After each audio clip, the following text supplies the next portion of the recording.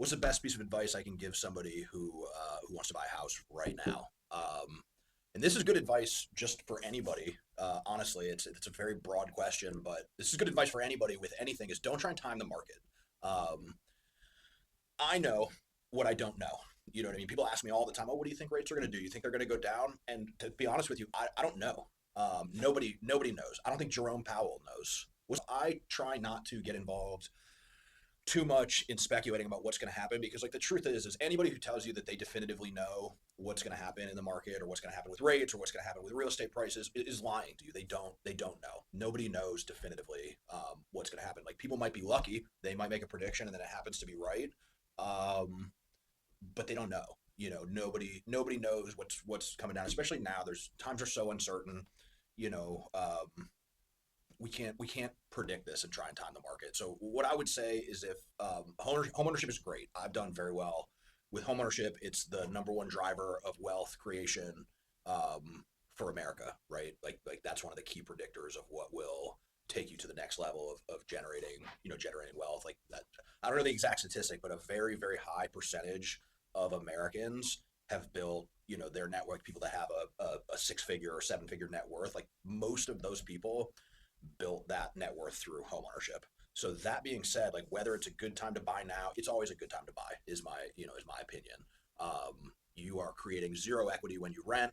There's definitely some upsides to renting where you don't have any responsibility for the property. You're not going to be on the hook if the AC goes. So there's a little bit of a give and take where you're going to make some sacrifices. And when my water heater blew and flooded my hallway, was it inconvenient to pay a plumber $1,500 to come and replace it and do flood water damage mitigation to my baseboards and all of that stuff. Like, yeah, it wasn't the greatest. And if I was renting that house, I would have been able to call my landlord and just say, hey, the water heater blew, come fix this. So like there's a little bit of give and take when it comes to that. But the fact is when we bought our house in 2018, it is worth substantially more than what I paid for it.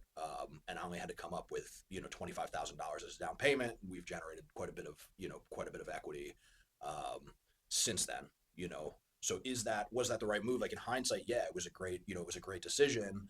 Um, but I just there's no way to know definitively. It's just something that we as a family wanted to do. And I'm rambling a little bit, but there really is no one good piece of advice. I can give you a lot of advice on different topics. Um, but just it's the same with investing in the stock market. It's the same with anything really. Like if you try to time the market, you as an individual are not smarter than the economy. I hate to break it to you, I am not, and I know that I am not. So I try to stay out of the conversation of what will rates do and should I buy now or should I lock now, because I don't know. You know what I mean? We have tools and processes that can help mitigate some of the risks associated with making a decision and make the decision a little bit easier, i.e., a float down program can remove some of the risk of you locking in an interest rate, for example, and the rates dropping like they did last week. By the way, we have a couple of people who've exercised float down programs. Um, since this rate drop that happened at the beginning of September, who were locked in, mid August, and were able to take advantage of that drop even after they had already secured an interest rate. So we have some tools that will help mitigate some of that risk, but there's really no way to know for sure if it's the right time. Unless you have a time machine or a crystal ball and can see what the future holds. So that would be my advice: is don't time the market. If you want to buy a house, get the numbers, make an educated decision about whether it makes sense for you, and try not to think too far into the future, and try not to do like a look back to see like, well, will I regret this decision? Will I not? Would it be possible for me to have bought this house for a little bit cheaper or to have gotten a lower interest rate if I wait a couple of weeks? Like, there's just no way to know right now, and you'll paralyze yourself with that line of thought. So those are my 2 cents on that topic.